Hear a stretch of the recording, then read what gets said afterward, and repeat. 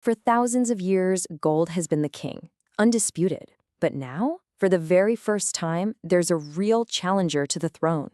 So today, we're going to dig into this epic battle for the crown and figure out what it means for the future of, well, value itself. Let's get into it. All right, let's kick things off with a pretty deep question.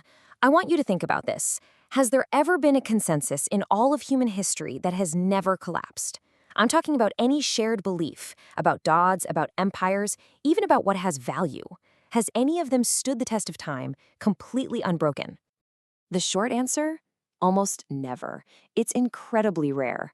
Most of these shared ideas about what's valuable, they just don't last.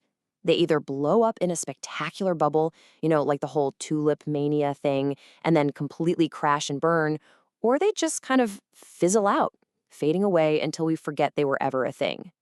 But, and this is a huge but, there has been one standout exception.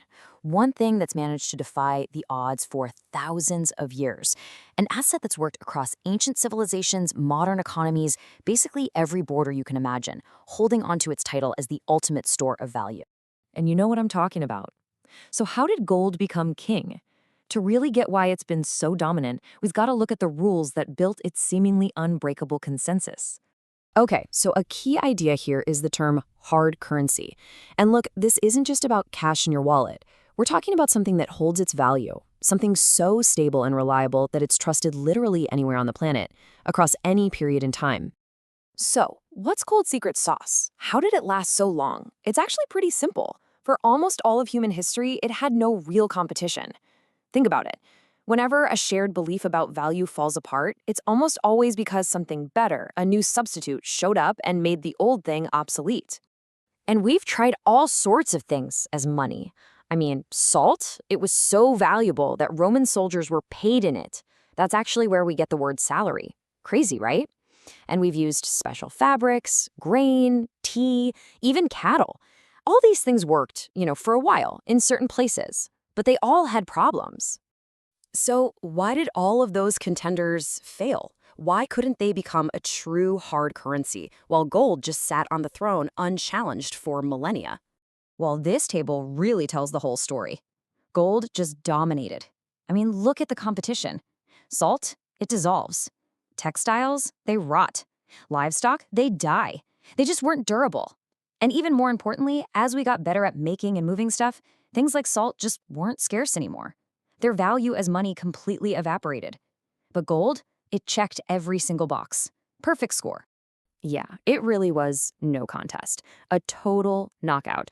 Gold walked out of that ancient battle of assets as the undisputed champion, the ultimate hard currency, a title it held for thousands of years. And that brings us to now. Because for the first time in all those millennia, a brand new challenger has stepped into the ring. And this one isn't made of atoms, it's made of code. So let's meet the digital challenger and see how it stacks up against the king. You've probably heard Bitcoin called digital gold, and that's a good start. But maybe a more accurate term is cyber gold, because it was really designed from scratch to be the gold for our world, the digital world. And the case for it is, well, it's incredibly bold. The core argument is this. Take every single thing that makes gold gold, all the properties that gave it value for centuries, and Bitcoin is simply superior.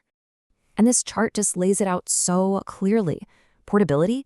Come on, you can send $1 billion of Bitcoin anywhere in the world in minutes. Try doing that with $1 billion of gold bars. Scarcity? Gold is scarce, sure, but Bitcoin's scarcity is absolute, hard-coded at 21 million, period. Divisibility, value transfer, it just wins. And then there's transparency, a public ledger of every transaction. Gold has nothing like that. So on pretty much every front that made gold the king, the argument goes that Bitcoin is just better. Okay, so if the specs are so much better, why hasn't Bitcoin totally taken over? What's the holdup? Well, this gets us to the real core of this debate. It's not really about two assets anymore. It's a battle between two different worlds, two different ways of life. The argument goes that gold has one final, powerful advantage left, its last trump card. You can wear it. A gold watch, a necklace, it's an immediate physical way to signal your status. You see it, you get it, instantly. And this is the old school way of showing off wealth, right?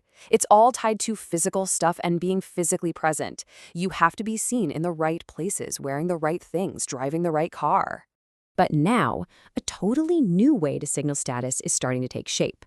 Just imagine your online profile having a cryptographically proven, impossible to fake display of your assets. Verified assets, $140 million. In a world where we live more and more online, isn't that a way more powerful and efficient signal? And that's the real takeaway here. This isn't really gold versus Bitcoin. It's a competition between the physical world and the on-chain world. It's a bet on which reality becomes more important. Bitcoin isn't trying to beat gold at its own game. It's from the future, it's native to the internet, it's creating a whole new game. So this whole thing is really a bet on the future. It's about where we're heading. So let's talk about what that path might look like, and this idea of an inevitable tipping point. All right, but you might be thinking, and it's a totally fair question, if Bitcoin is supposedly so much better, why is gold still hitting record highs, especially when the world gets chaotic? And the answer is pretty simple. A consensus that took thousands of years to build doesn't just vanish overnight. It's just not how things work. Right now, when things get scary, gold is still the world's #1 safe haven. It's premier hard currency. It's a great asset. But that consensus is now being challenged, and we are definitely inching closer and closer to that tipping point. This chart shows that journey perfectly. Right now, today, gold is the big fish, dominating the hard currency market.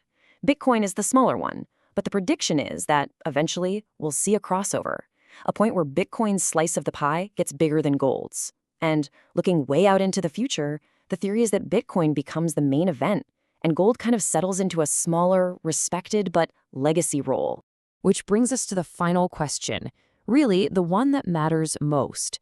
When you think about gold versus Bitcoin, you're not just betting on an asset. You're not just picking a thing. You're betting on a future lifestyle. So the question for you is, which future are you betting on? Smash like and subscribe.